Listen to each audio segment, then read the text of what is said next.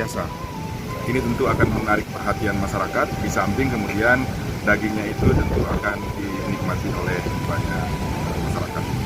Nah, ini akan segera dibawa pulang hari ini. Itu nanti akan kita koordinasikan kembali dengan Dinas Peternakan terkait dengan proses untuk dibawa ke pakai.